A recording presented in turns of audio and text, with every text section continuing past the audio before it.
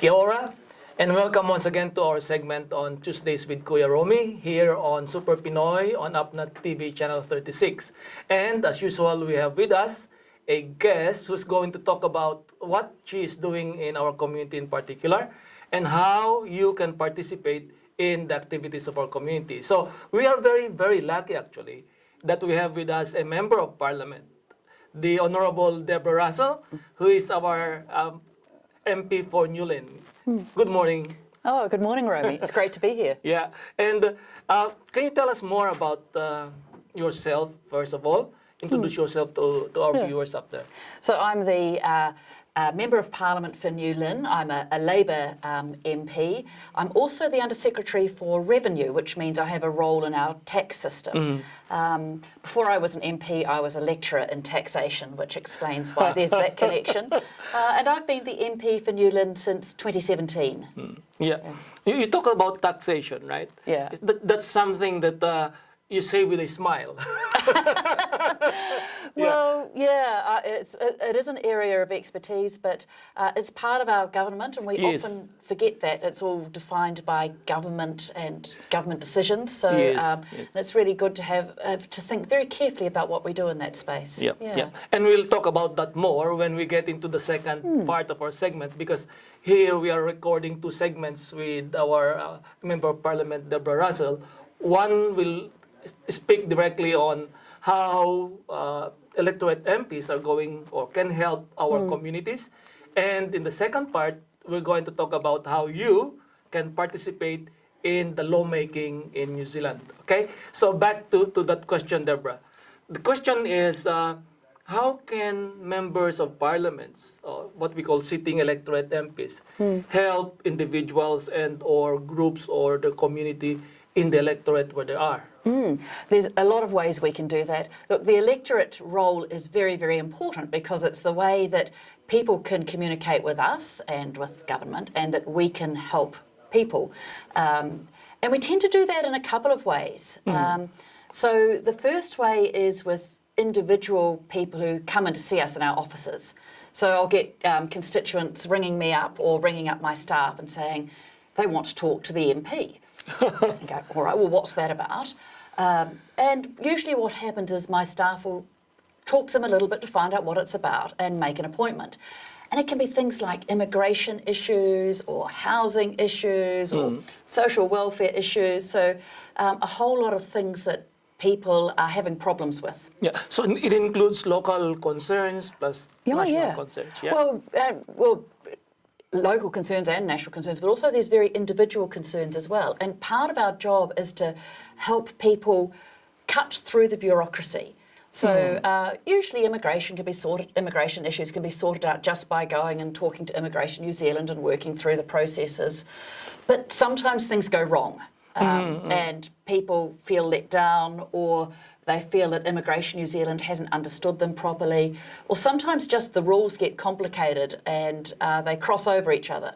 And so people will come to see us and we'll review their case, and then depending on what it is, we might intervene with Immigration New Zealand or ask for the Minister to consider the issue.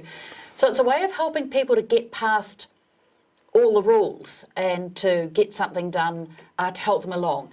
It's not an excuse. It has to be when the rules have kind of gone wrong. Well, sometimes perhaps there's a humanitarian concern that hasn't been considered. So there's that very individual help we can give, and it's an important part of our job, just helping individual constituents. So that's the individual concern rather than even a local concern or a national concern. Before we move into the community or group concern, when we talk about individual concerns, you mentioned something about immigration. What other aspects of their lives are we talking about? For example, if they need medical care. Sure.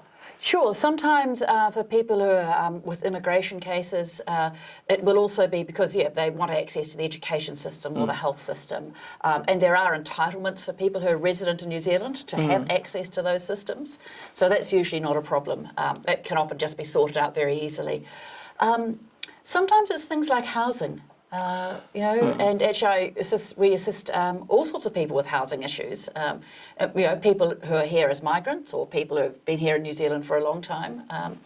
And sometimes that's just where we see a particular need to help people, again, navigate their way through the Housing New Zealand system so that they can get adequately housed. Yeah, so yours is basically serving as a conduit to the public services that are being offered by the central government. Yeah, and usually people are able to manage that for themselves, and they should manage it for themselves because, you know, we're not social workers, but we can, where things have gone wrong with those government processes, we can step in and help. Right. So that's the very individual concerns, and as I said, it could be, sometimes it's, you know, someone has an issue with their employer, or you know, maybe it's the local bus services aren't working for them properly, or something like that. Yeah. So, Without mentioning names because of privacy, what can you say something about a memorable case that you think really worked out well? Oh, those are good days at work when the cases work out well. So yeah. This is a bit of a sad case a couple of years ago where we had a beautiful lady come to see us, and she'd been diagnosed with cancer and had had a whole lot of operations. But she was finding recovery really hard because she only had a one-bedroom home, and she was sharing that with her 10-year-old boy, who was a lovely boy. And she felt that in order for her recovery to go well, that she really needed to be in a two-bedroom house. And of course that's appropriate for a mum and a boy. They each needed their own space. And we were able to help with Housing New Zealand to get her into a Housing New Zealand place. It was very, very sad that the cancer was pretty advanced, and unfortunately she didn't recover. But it did mean that for the last few months of her life, she was comfortable and secure. And had a better quality of life. That's right, and it meant her wee boy was properly cared for as well. So that was, that's the sort of thing we can do. Yeah. Oh, that is a sad story. I know, it is a sad story, but it was a happy one as well because at least we were able to help for those few months. Okay. We are going to take a break for now, and when we come back, we're going to look into services within groups and or communities. Okay, we'll be back.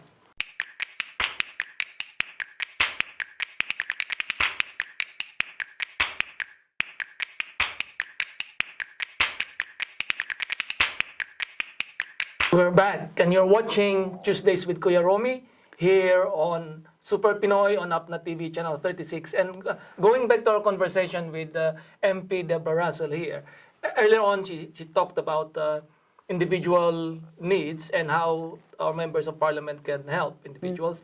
This time around, can we talk about how or what you do with groups and or the bigger community?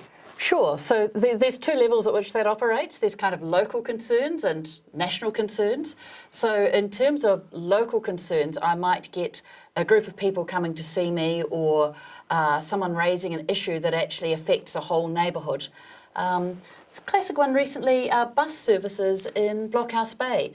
And I had some constituents who were concerned that the speed humps down a particular road were causing vibrations that were shaking their houses. You know, the speed humps were causing vibrations, not when cars went over them or motorbikes or so on, but, you know, when the big heavy buses went over them. Okay. So that's kind of a local concern. So I was able to get together with the chair of the local board, Kay Thomas, and Kay and I and another local board member worked on the issue. We talked to the constituents, we talked to Auckland Transport, we got some monitoring done, and the eventual outcome was that the speed at which bus drivers go over those humps is being monitored and slowed down, and that stopped the vibrations. So it was just, and it was just a matter there too that as an MP and with the local board members, we were able to bring the matter to the attention of Auckland Transport and get a solution. Yeah. How can groups? You see, there are formal groups and then there are informal groups. Most of the time, the formal groups, they know how to approach you. Right. For informal groups, I'm referring to groups that do not have constitutions, are not registered with the company's office or something like that. Sure. They will still be able to approach you for help, right? Absolutely. Yeah. And okay. Look, sometimes it's a group of neighbours who get together and they don't have a formal constitution or anything like that, and they'll send me a letter or they'll contact me, and if there's a group of people, of course I'll go and meet them. I've got one neighbourhood. actually, again, it's in Blockhouse Bay over on Whitney Street, where it's a little loop community, a whole lot of houses around a loop. And they get together a couple of times a year, and they invited me to come in for a barbecue one day. So it was a meet the neighbours, and they didn't have any particular issues to raise, but it meant that they knew who I was, and I knew who they were. So when we had a bit of an opportunity to chat, so that was really good. And that's not a formal organisation. Yeah. And later on, we're going to provide you with the email address and the phone numbers of our MP's office here in Avondale, right? Right. Yeah. Can we move now into maybe a discussion about whether your electorate is unique or is it doing the same thing in that other electorates throughout the country should be doing? Well, clearly my electorate is the best electorate. I like that. My electorate is very similar to some of my neighbouring electorates. So, so, for example, very similar to Michael Wood's electorate in Mount Roskill. We've got many of the same sorts of issues. I think most electorate MPs do the same sort of work. That is the individual concerns and the group concerns. Mine is unique in the sense that there's one part of it which is urban, so that's New Lynn and Avondale and Green Bay and Blockhouse Bay. And in there I have a lot of migrant communities and ethnic communities, so I've got a real mix of Indian and Chinese and Filipino and Sri Lankan and Pacifica constituents, as well as Pākehā New Zealanders. So there's a real mix of people there, and they're urban concerns. It's bus routes and schools and this, that and the other. The other part of my electorate is the entire Waitakere Ranges, which is all part of my electorate. And so I've got a lot of conservation groups out there who are really interested in conservation issues. And so lots of the people who live in the urban area are, of course, interested in conservation issues. The people in the Waitakere Ranges live amongst it. And so I deal with those issues. So I've got a real mix of issues. Yeah. It's a little bit different, say, to Michael Wood and Mount Roskill. Yeah, so the electorate MPs will be dealing with issues that are local to them as well. Yeah, well, think about some of the big rural electorates. Oh, yeah, very, very broad. Yeah, we've got that. Now, one question that came to us was about justices of the peace and how MPs help. Is it a recommendation or? Sure. Yeah. So in order to become a Justice of the Peace, you have to fill out an application form and get letters of recommendation. But then the person who can recommend you to the Minister of Justice is your local MP. Okay. So what happens is that someone will investigate becoming a JP, and then they'll do all the application form, then they'll come and get an endorsement from their local MP. So it has to be your electorate MP. That's the only person who can do it. And what happens is someone will ring me and make an appointment to see me, and I will sit down with them and go through their application with them, talk to them about why they want to be a JP and how they envisage the role. And then I will fill out the form with them and add my signature recommending them to become a Justice of the Peace in the New Lynn electorate. Yeah, and you reckon there are enough Justice of the Peace coming from our migrant communities, or is that something that we should be asking our viewers to consider? Your viewers should certainly be considering it. I think we've got plenty of people who are on the role of Justices of the Peace, but we actually need people. It's not a title or an honorific, it's a job, and we need people who are prepared to do the job. So people who are prepared to go and staff the JP's counter in a community advice bureau, or to in my electorate there's a JP's desk open on Thursday nights in Lynn Mall. So you need to be prepared to go and sit and do a bit of time on those desks.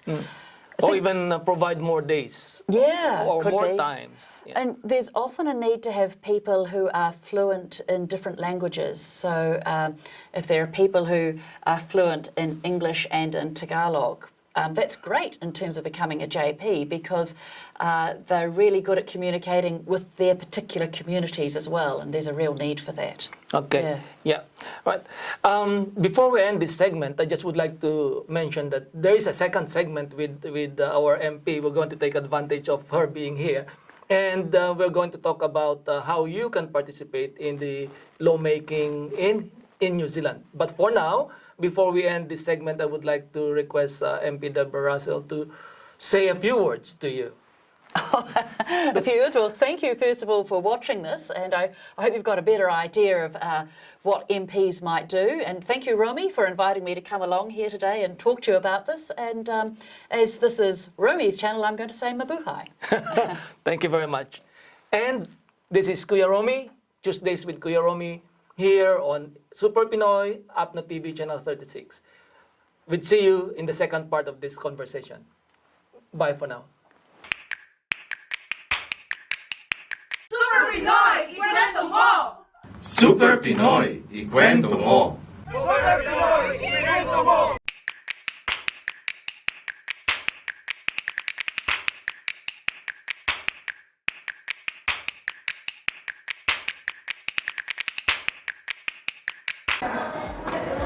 Magandang araw mga ka-Super Pinoy. Andito po tayo sa Bruce Pullman Arena sa Takanini, Auckland, New Zealand.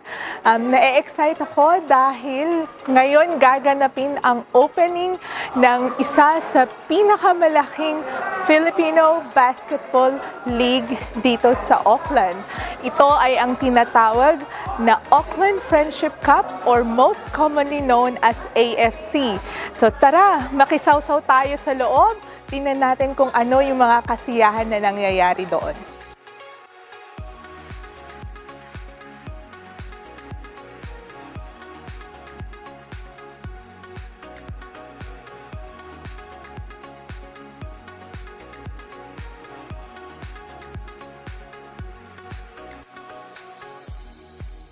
Mga ka-Super Pinoy, kakwentuhan, andito po tayo ulit at andito ang head referee si Lemuel Arabel. at dito rin si Tita Virgie. So, ano po masasabi niyo sa event na to? Anong preparations na ginawa niyo? Kung alam nyo lang ho, 6 months before ang preparation namin, naka-ready na yan. Tita Virgie, alam niya yan. Contact namin yan. At saka, ang preparation namin dito, ang nag-umpisa lang sa core group na 6 kami, but there's a lot of people involved.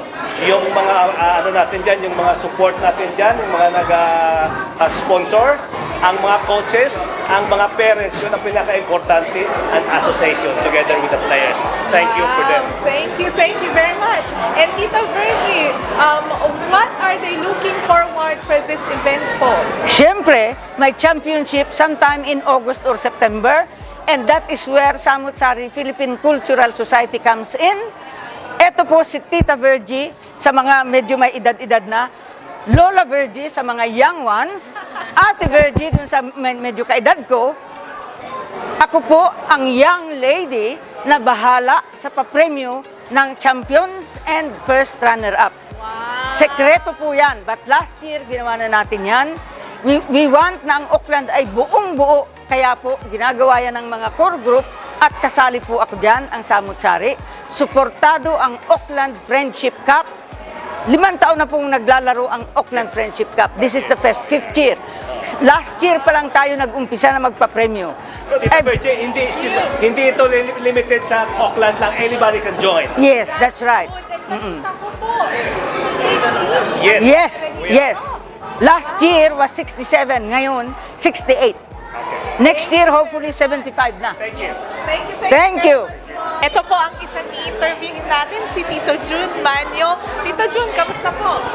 Mabuti naman po. Very excited po dito sa game na to ngayon. Okay po. So ano po ang category na hawak niyo ngayon? Under 15 po ang hinawa ko ngayon. So, we're under UFCSA West. Okay. So, ano po ang ine-expect niyo sa AFC na ito? As usual, magandang mga games, tapos mag-enjoy po yung mga parents, mga kids. Sana enjoy lang natin ang basketball today. Thank you po, and then looking forward na manalo ang team. Thank you po. Maraming salamat po. Bye. Alright, so andito naman po tayo sa mga under 9s category natin. So, makipagkwentuhan na tayo sa kanila. So, who's first? Who's gonna be first? Enzo, do you love basketball? What? Do you love basketball? Yes. Okay. And how old are you? 9. And how often do you practice? Every Saturday or? Basically every Friday. Oh, every Friday. All right. And do you really love basketball? Yeah. So do you do some exercise? How about you? Do you do some exercises to prepare for your game? Yeah. What kind of exercises? Like dribbling, shooting, and What jumping else? jacks. Shooting like that? And alright, see. And ito naman po ang kanilang coach, si Coach. Kamusta po, Coach? Mabuti. Game nila ay anong oras po ngayon? It's just the second game. I don't know what time it's gonna start. Okay. So, kamusta naman po ang ating mga chikimin? They're okay. They're anxious to play. She's been excited. Yeah, yes, anxious and excited, yes. Okay, so we look forward na sa tingin mo po mananalo kayo ngayong It's not winning or losing. It's them enjoying the game mostly. That's yes, a good yeah. answer, Yes. Coach. Thank you very much, Coach, and we look forward po sa game niyo mamaya. Thank you. At saka sa mga players, kung sino yung ready, yun yung binibigyan namin ng chance na makapaglaro. Wow. So talagang fully committed yung mga parents. Kasi siyempre sinong wala magsusupport kung wala ang parents. Okay. So kailangan talaga ng mga bata ang full support ng mga parents. Last question. Tell me more about Mavs. Kasi kilalang-kilala ang mga Mavs to hone yung mga bata pa lang sila na maging basketballista. Alam mo naman sa ating mga Pilipino. So tell me more, ano yung program ng Mavs? And is it open to the public? Open to all, but of course, ang gusto talaga namin fully Pinoy blood. So we don't actually hindi naman kami racist, pero at least sana Yeah, para fully lang blood sa para atin. sa atin. So from the start, kung may mga kapatid, kinikater na namin, like from youngest namin siguro mga 6 years old. Wow. Yeah, from 6 years old up to 19 years old. Wow. Wow. Kaso minsan nagkakaproblema pagdating sa mga 17, 19 kasi nag-work na sila. But still, they're still part of Pinoy Mavs. They can still represent the Pinoy Mavs. Okay. Thank you very much, Coach. And I do look forward sa mga laro nyo. Nag-enjoy ako sa lahat ng mga laro nyo. And good luck. And hopefully, Thank you. ma-defend nyo Thank ang you so inyong title for this season. Okay, so ito naman ang isang category ng AFC. So, ito ang medyo mga teenagers tong mga to. So, nakita nyo mga magugulo tong mga to. But here with me is Joaquin. What's your name again? Joaquin Rinyas. Joaquin Moriñas. So, what category are you playing today? Basketball. What category? Under 15. Under 15, okay. So, do you love basketball? Yeah. Very much? Yeah, very much. And how old are you? 15. 15 years old. And what preparations do you do normally? I stretch in the morning and I like shoot around before games and stuff. All right. And do you study? Yeah, I study a lot. That's good. So, thank you very much. Thank you very much, guys.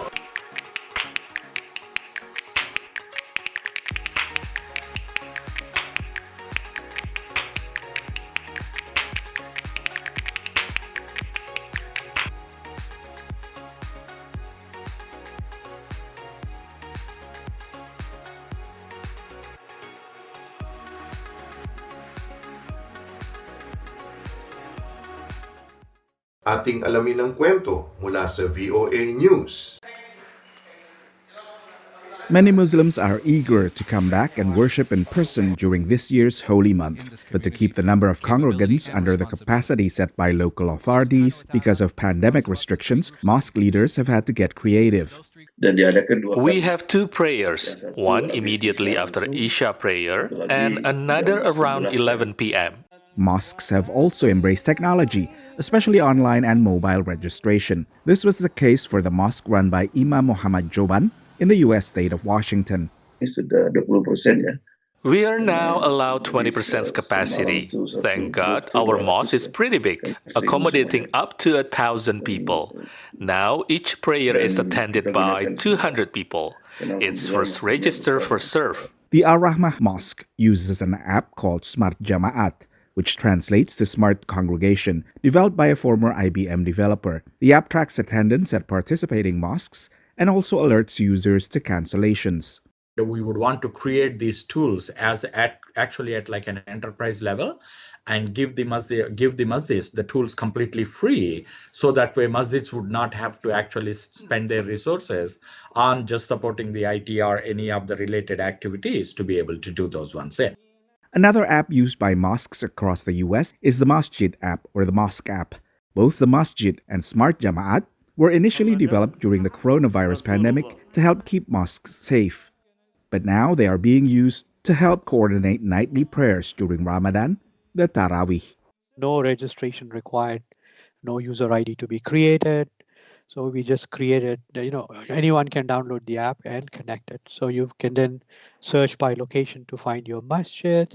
With technology like these apps, mosques around the United States have been able to balance their renewed enthusiasm to congregate for prayer with the need to keep everyone safe from COVID.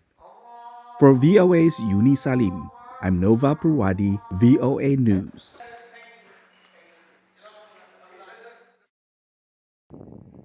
Class is in session at a man-made waterway in the foothills of the French Alps. Here, sailors navigate a 1/25th scale replica of a section of the Suez Canal. The managing director of the Port Revel training facility, Francois Mayor, says the school's design tests a captain's skills. That is in order to put trainees in very realistic conditions. We make them work in normal conditions here, emergency situations where they lose technical means, or they have to deal with the most varied and complex problems we can put in place for them. Instructors teach sailors how to navigate the Suez in extreme weather and amid steering or engine failures. Mayor says France doesn't get many sandstorms, but there are strong wind gusts that move ships from one side to another. Recently, one of the world's largest cargo ships, the Ever Given, became stuck for 6 days in the Suez Canal. Mayor says for teaching purposes, canals share a common theme, a waterway with little space to maneuver. Mayor says it's too soon to know exactly what went wrong in the Suez, but that at Port Revel the goal is prevention. After every accident, we see new clients coming to us because they have been convinced of the interest of our training. Because a training in Port Revel has nothing to do in terms of costs with the immobilization of a ship like the Ever Given for a day. Each day, about 12% of global trade passes through the Suez Canal. The stranded Ever Given daily delayed more than an estimated $9.5 billion in trade. Mayor says with stakes that high, big shipping companies may want to consider refresher courses for their staff. Arash Arabasadi, VOA News.